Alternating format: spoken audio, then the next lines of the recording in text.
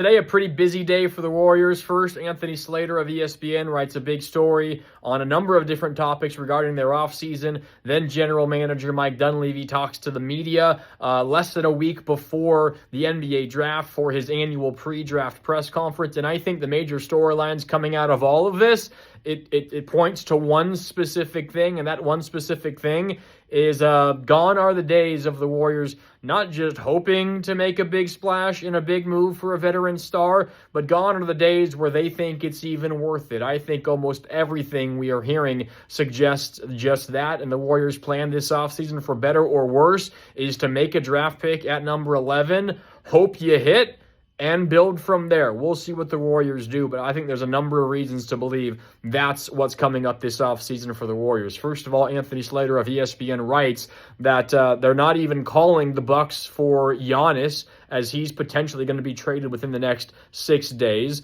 Steve Ballmer does not want to do business as it relates to Kawhi Leonard with the Warriors. Steve Ballmer is the owner of the Clippers, and he is the one, it seems like, that might have shut down a potential Warriors and Kawhi trade. The Warriors are interested, I suppose, in LeBron James, but it seems like they know that in all likelihood LeBron's going to return to the Lakers. That all screams there's no major move for a veteran the Warriors can make. I think another piece of this is the Draymond Green part. And Anthony Slater wrote, it seems more likely that the Warriors are not going to offer Draymond an extension. He has 1 year left on his deal. And it seems like the leader in the clubhouse right now is that Draymond opts in and goes into his final year under contract with the Warriors. Who knows what happens a year from now? But it seems like the Warriors are not going to offer Draymond an extension.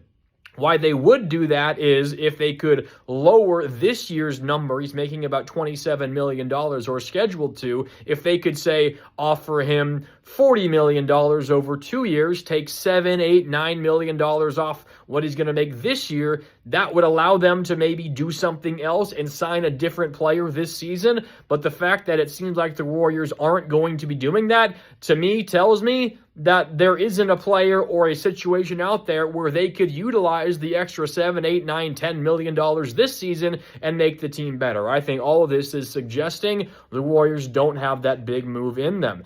Dunleavy was also asked earlier today at his pre-draft presser about, roster building. And instead of talking about roster building, he said, we just need to stop turning the ball over. We need to refocus on the small things. And then maybe we get to a point where we're good enough where we then think about big moves in terms of roster building. I think everything for the Warriors is pointed towards small things, and key of all of them, the number 11 pick.